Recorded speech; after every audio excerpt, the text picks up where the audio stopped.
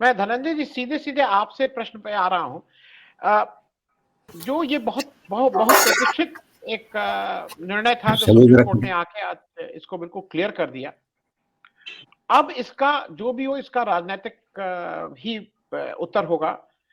आप इस पूरे घटनाक्रम को, क्योंकि एक तरफ आज देवेंद्र फडणवीस साहब और शिंदे जी बैठ के प्रेस कॉन्फ्रेंस कर रहे हैं कि बहुत बड़ी जीत है और हमारी सरकार बहुत अच्छा कर रही है इत्यादि इत्यादि, पर ये आपको भी समझ में आ रहा है और किसी को भी समझ में आ रहा है जो जरा सा भी कानून जानता है कि किसी भी डेफिनेशन से सुप्रीम कोर्ट ने ये साफ कर दिया है कि ये सरकार जो है, ये सरकार गैर लोकतांत्रिक ढंग से, गैर संवैधानिक ढंग से इस समय शासन कर रही थी जब वो आई। मैं इसको अब पॉलिटिकल फॉलोआउट आपसे समझना चाह रहा हूं, क्योंकि वो अब तो पेच चलता रहेगा कि स्पीकर क्या करेंगे, किसका क्या होगा, लार्जर बेंच क्या होगी, लेकिन इसका पॉलिटिकल फॉलोआउट महाराष्ट्र में क्या होने जा रहा है धनंजय जी? देखिए, बिल्कुल आपने सही कहा और प्रस्तावना में आपने बोल ही दिया सुप्रीम कोर्ट के वर्डिक्ट का मतलब क्या होता है। अब ये भी सही है कि आपने कहा कि देवेंद्र फडणवीस और जो बीजेपी के लोग होंगे वो इसको अपनी जीत की तरह देख रहे हैं। हम गोदी मीडिया जो है उसके चैनलों को भी देख रहे थे, एक दो लोगों को, वो बड़ी तारीफ ये कर रहे हैं कि उद्धव ठाकरे को बहुत बड़ा झटका लगा है।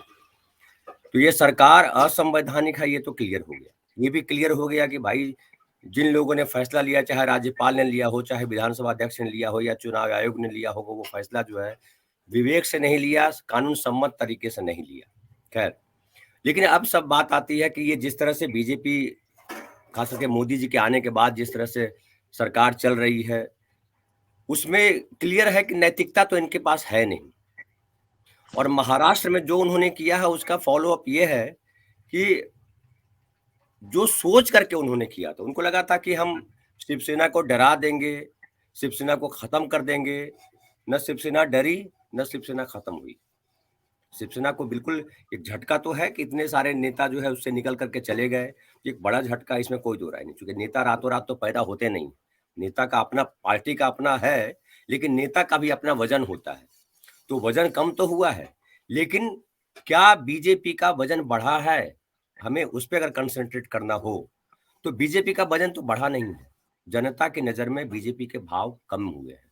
अगर शिवसेना उनके साथ थी और अभी शिंदे उनके साथ है, तो मौजूदा समय में बिल्कुल सरकार उनके साथ है, सरकार बची हुई है।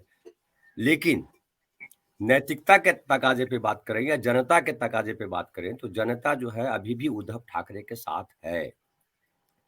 और अगर चुनाव होता है, जब चुनाव होगा, क्योंकि मोदी जी जिस तरह से एक आए थे कि मोदी है तो मुमकिन है और मोदी जी जो कर रहे हैं वो सही कर रहे हैं, जनता में ये भाव उतर रहा है। कर्नाटक का चुनाव भी उसका उदाहरण है और हिमाचल प्रदेश का चुनाव उसका उदाहरण है। आगे आने वाले समय में भी बताया जाएगा। लेकिन महाराष्ट्र में जो है वो सुप्रीम कोर्ट ने जजमेंट जो दिया है उससे लोगों को उम्मीद जगी है कि ये चेतेंगे और कहीं ना कहीं ये ईडी सीबीआई वगैरह वगैरह जो इस्तेमाल करते हैं निर्लज्जता पूर्वक, उसमें थोड़ी शर्म आएगी। बाकी चुनाव जब होगा तो मुझे लगता है कि महाविकास आघाड़ी जिस तरह से मजबूती बनाई हुई है, शरद पवार ने जिस तरह से दांव चला और एनसीपी बनी हुई है अपने साथ, तो एनसीपी एनसीपी कांग्रेस और शिवसेना तीनों एकजुट हैं। और नीतीश कुमार जब आप गए हैं वहां पे, तो वापस जो है चीजें बनी है और मोदी के खिलाफ या कहें बीजेपी के खिलाफ जो घेराबंदी लगातार मजबूत हो रही है और महाराष्ट्र उसमें से एक महत्वपूर्ण रोल निभाएगा। जी अजीत भाई साहब आपके पास आ रहा हूँ, आपके कनेक्शन की दिक्कत हो गई थी, मैं पहले कोशिश कर रहा था। अजीत भाई साहब ये बताइए, विप्लव जी ने बिल्कुल स्पष्ट एक चीज बात बताई कि सुप्रीम कोर्ट ने ये साफ साफ कहा है कि गवर्नर का निर्णय गलत था। विप्लव जी का एक आगे कहना यह है कि अगर वो निर्णय गलत था तो वो निर्णय सेट असाइड होना चाहिए, तो सुप्रीम कोर्ट कह रहा है। और ये बड़ी बात है, अगर वो निर्णय सेट असाइड हो जाता है तो आज कुछ अजीब सी स्थिति महाराष्ट्र में बनेगी। महाराष्ट्र में एक तरफ देवेंद्र फडणवीस और शिंदे साहब प्रेस कॉन्फ्रेंस करके कह रहे हैं कि उनकी ऐतिहासिक जीत हुई है और बहुत अच्छा हो गया है। मैं एक छोटी चीज आपसे इसलिए पूछ रहा हूं कि ये जो टेक्निकल पार्ट अलग है, राज्यपाल ने गलत किया, इसका क्या इलाज है इस देश में? क्योंकि ये बार बार प्रूफ होता है कि राज्यपाल becomes a party to a political decision और हम सब लोग भूल जाते हैं। तो इसका कोई इलाज भी है कि भाई ऐसे आदमी को आप कुछ कहेंगे कि नहीं ये नहीं है? मैं एक चीज याद दिला दूं, फिर आप इसमें टिप्पणी करिए। कल्याण सिंह साहब उत्तर प्रदेश के मुख्यमंत्री थे। उन्होंने, सुप्रीम कोर्ट ने हलफनामा दिया कि बाबरी मस्जिद को कुछ नहीं होगा। बाबरी मस्जिद तोड़ दी गई। सुप्रीम कोर्ट ने उनको 1 दिन की सजा दी, तो टेक्निकली वो सजा याफ्ता थे। सजा 1 दिन की थी, वो अलग बात है कि अगर 2 साल की हो जाती तो वो फिर कहीं रह नहीं पाते, वो सजा याफ्ता थे। ऐसे व्यक्ति को, जिसने सुप्रीम कोर्ट के सामने अपने हलफनामे को नहीं वो किया है, उसको आप राज्यपाल बना देते हैं। तो इस पे मैं जरा आपसे समझना चाह रहा हूं, आपने, क्योंकि आपने दुनिया के और भी देशों में ये परंपरा देखी है, ये राज्यपाल अगर गलती करता है तो उसका कुछ इलाज है कि नहीं है? धनंजय जी आप शुरू करें जी। जैसा कि अभी विप्लव भाई साहब हैं, तो मैं उस पर और थोड़ा सा क्लियर होना चाहता हूँ। मुझे जो समझ में आ रहा है मैं समझाना चाहता हूँ। हाँ, आप लोग पूछ भी लीजिए अभी इनसे। हाँ जी बिल्कुल बिल्कुल। मुझे जो लग रहा है कि जो संविधान हमारा है उसमें 2 महत्वपूर्ण धड़े हैं, विधायिका और न्यायपालिका। ठीक है, न्यायपालिका कस्टोडियन है, लेकिन न्यायपालिका ने जो अभी वर्डिक्ट दिया है उसमें मुझे दिखाई पड़ रहा है कि उसने बता दिया है क्या क्या गलत हुआ है, और अभी भी ये कहा है कि ये जो है विधानसभा अध्यक्ष का निर्णय होगा कि विधायकों के साथ किस तरीके का वो बर्ताव करते हैं, वो अयोग्य साबित करते हैं या नहीं करते हैं। और ये भी बता दिया है कि जो 16 विधायक थे, विप उनको मानना था और उसके नाते अयोग्य होते थे। यानी विप गलत है, पार्टी विप देगा, वहां गड़बड़ी हुई, राज्यपाल ने गड़बड़ी की, तो सारी गड़बड़ियां सामने रख दी है कि आप नैतिक नहीं हो, आप कानून सम्मत भी नहीं हो। लेकिन अभी भी ये फैसला चूंकि आपको ही करना है, सदन में ही ये तय होगा कि विधायक अयोग्य हैं या नहीं है, तो आप विधानसभा अध्यक्ष होने के नाते आप ये डिसीजन लो। अब ठीक है, 7 जजों के बेंच के पास ये मैटर भेजा गया है और डिटेल उस पे इंटरप्रिटेशन करने के लिए, व्याख्या करने के लिए। साथ ही मुझे लग रहा है कि सुप्रीम कोर्ट ने जो कहा है वो एक समझाने का प्रयास ये भी किया है हमारे नेताओं को कि हम लाख कहें कि नैतिकता आज राजनीति में मायने नहीं रखती, या ये किन प्रकार सत्ता पाना राजनीति का मकसद है, लेकिन हमारा संविधान जिस तरह से है, हमारी न्यायपालिका जिस तरह से चलती है, उसमें न्याय सम्मत होना बड़ा जरूरी है, और न्याय सम्मत होने के लिए नैतिकता और संविधान का पालन दोनों बहुत जरूरी हो जाता है।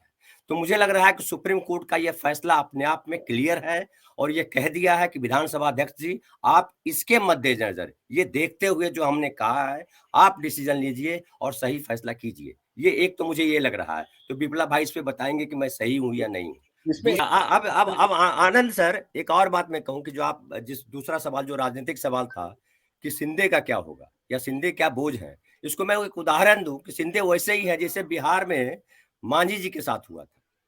मांझी जी ने पार्टी बनाई नीतीश कुमार से अलग होकर के, हम पार्टी, और हम पार्टी के 30-32 पता नहीं कितने उम्मीदवार, मुझे याद नहीं आ रहा है, 30-32 उम्मीदवार गए लड़ने के लिए, और हम जो है एक अकेले जीत पाए मांझी जी, बाकी सब उनके कैंडिडेट हार गए। तो मजाक भी लोगों ने उड़ाया कि पार्टी का नाम हम है और जीता केवल मैं, ये मतलब केवल जो है मांझी जीत पाए। तो वही स्थिति वहां भी है, क्योंकि मांझी किसी आदर्श के तहत या किसी नीति के तहत उन्होंने पार्टी फॉर्म नहीं की थी। नतीजा हुआ कि वापस वो आ गए नीतीश कुमार के साथ, अभी चल रहे हैं और कह रहे हैं कि हमने जो किया वो नहीं सही किया, हम नीतीश बाबू के साथ रहेंगे क्योंकि नीतीश बाबू ने मुझे मुख्यमंत्री बनाया था। तो कल हो सकता है महाराष्ट्र में वही स्थिति क्रिएट हो जाए, जैसा कि ब्रजेश जी भी बोल रहे थे। तो मुझे लग रहा है कि मांझी वाला जो प्रकरण है वहां दोहराया जाएगा। जी मैं, धनंजय जी, मैं आपसे आ रहा हूं, और आप दिलीप जी, ब्रजेश और आरपी, हम लोग तो एक लार्जर पिक्चर को देखते हैं और उसके पॉलिटिकल एनालिसिस करने की कोशिश करते हैं। मेरा एक थोड़ा पॉलिटिकल सवाल है, ये जो भी कुछ हो रहा है देश में, कर्नाटक का इलेक्शन जैसा कि कल की बात आ रही है कि इसमें संभावना यह है कि उसमें बीजेपी हार रही है और कांग्रेस सरकार बना लेगी, क्या इन सब चीजों से भी थोड़ी लगाम लगेगी जो बेलगाम होके इस तरह के काम करते हैं और उसके बाद बोलते हैं कि नहीं ये सब सही, ये सब सही। और मैं उसको फिर से अपने दर्शकों को एक बार रिपीट कर दूं, प्रोग्राम शुरू होने के पहले भी कहा था, जब कल प्रधानमंत्री मोदी जी मंच पे खड़े होकर कहते हैं कि इस देश के कुछ राजनीति केवल और केवल चुनाव सोचते हैं, वो और कुछ नहीं सोचते हैं, उनको केवल चुनाव की बात याद आती है, तो आपको, मुझे हंसी नहीं आती, मुझे गुस्सा आता है कि मतलब ये व्यक्ति जो केवल चुनाव करता है और कुछ नहीं करते हैं, वो ये शिक्षा दे रहे हैं कि देखिए बाकी लोग कैसे करते हैं। इसका क्वेश्चन क्या पॉलिटिकल है क्योंकि ये आप संविधान के उसमें जाइएगा, आप ऐसे करिएगा, वो ऐसे करिएगा। किसी ने कहा कि नहीं, अगर बच्चों ने समोसा खरीद के खिलाया होगा तब तो नहीं लगेगा कानून। नहीं, तो बच्चों ने समोसा खरीद के उनको कैसे खिलाया, क्योंकि वो तो बच्चों की सब्सिडी थी, उसको अब फिर हम एक नई एफआईआर करेंगे तो राहुल गांधी को उसमें फंसाएंगे। मतलब ये एक फुल टाइम कुछ लोग लगे हुए हैं बीजेपी में कि उसको आप फंसाते रहिए। आप, हम और आप कुछ भी कहें, केजरीवाल को आप जिस तरह से परेशान करते हैं, आप इसीलिए परेशान करते हैं कि वो बाकी जगह उनका मूवमेंट रिस्ट्रिक्टेड हो। मैं इस पे जरा कर्नाटका चुनाव क्या इन सब चीजों पे थोड़ा रोक लगाएगा अगर अगर वहां बीजेपी हारती है? देखिए, बीजेपी या जो मोदी जी की बीजेपी है उसमें तो कुछ होगा ऐसा मुझे दिखाई नहीं पड़ता। नैतिकता तो बिल्कुल नहीं है, न विवेक इस्तेमाल करते हैं, और जो इस्तेमाल करते हैं बुद्धि, वो सत्ता में किसी भी तरह बने रहने के लिए, चाहे सब ध्वस्त हो जाए, संविधान खत्म हो जाए, नैतिकता खत्म हो जाए, लोकतंत्र खत्म हो जाए, सब खत्म हो जाए, चलेगा, मैं बना रहूं, ये तो मोदी जी से अपेक्षा नहीं है। हालांकि सुप्रीम कोर्ट ने जो बिटवीन द लाइन जो होता है कि आप भी कुछ समझिए अपनी जिम्मेदारी, मुझे लगता है बार बार कि इसी नाते इतना सा रखा है। बाकी बिल्कुल सही कह रहे हैं विप्लव भाई कि रूल ऑफ लॉ में 2+2 4 ही होता है, कहीं किसी चीज की दूसरी गुंजाइश नहीं है। लेकिन जिस तरह से राम जन्मभूमि मामले में भी निर्णय आया, वो 2+2 4 नहीं हुआ। फिर जो है, लेकिन जब दिल्ली में जब ये फैसला आया, दिल्ली को लेकर के जो फैसला आया है, वो स्ट्रेट है 2+2 4 ही होता है कि भाई उपराज्यपाल साहब आप उनके अंडर है, उनकी मर्जी, आपकी मर्जी से काम नहीं चलेगा, उनकी मर्जी से काम चलेगा, ये क्लियर कर दिया है। मैं विप्लव भाई की इस बात से बिल्कुल सहमत हूं कि अभी जो मौजूदा दौर है उसमें बिल्कुल सुप्रीम कोर्ट को ये क्लियर कर देना चाहिए, आज नहीं कल, कि भाई ये सरकार जो है, जब फॉर्मेशन ही पूरी की पूरी गलत तरीके से हुई है, तो सरकार वैधानिक कैसे है, संवैधानिक कैसे है? तो इस सरकार को जाना ही चाहिए। अब चाहे चुनाव हो या हॉर्स ट्रेडिंग हो या जो हो, हमारा काम है ये निर्णय देना कि ये सरकार सही नहीं है। बिल्कुल हम भी इसको समझ रहे हैं, लेकिन एक एक फिर भी मैं कहूंगा कि चूंकि वो कस्टोडियन है न्यायपालिका, संविधान का, तो ये समझ रही है सुप्रीम कोर्ट कि जो दूसरे धड़े हैं, दूसरे जो लोग हैं, क्योंकि सुप्रीम कोर्ट अपने आप में बॉस तो है नहीं, तो वो जो दूसरे लोग हैं वो भी अपनी जिम्मेदारी को समझें, और जिम्मेदारी को समझते हुए विवेक का इस्तेमाल करें, नैतिकता का इस्तेमाल करें और सही फैसले लें। तो सारी चीजें जो गलत साबित की है वो इसीलिए कि आप सही फैसला कम से कम इस रोशनी में लीजिए। बाकी जो आपने कहा मोदी जी क्या करेंगे, समोसा कौन खरीदा, किसने खिलाया, वो तो मोदी जी करते रहेंगे, कोई दूसरा आएगा तो करेगा। जितना भी आप रूल ऑफ लॉ को डिफाइन कर दीजिए, कभी डिफाइन नहीं कर सकते, क्योंकि मनुष्य का जो जो व्यवहार है वो बदलता रहता है। वो आप नहीं कर सकते कि जो है, और वो एकदम परसेप्शन होता है। आप गांधी को मानिए कि गांधी की वजह से देश बचा या देश आजाद हुआ, या बोलिए कि गांधी अगर नहीं होते तो पहले देश आजाद हो जाता। ये तो एक खामखा के तर्क है, इस पे रूल ऑफ लॉ भी लागू नहीं होता है और कोई डिसीजन तक हम पहुंच नहीं सकते। लेकिन हम जब बात करते हैं मानवीयता की, बात करते हैं मानवीय सभ्यता की, बात करते हैं, तो हमको विवेक और नैतिकता दोनों पहलुओं को बांध करके पीठ पर चलना होगा कि बिना इसके हम कोई निर्णय नहीं ले सकते हैं। यह स्पष्ट होना बहुत जरूरी है। जी।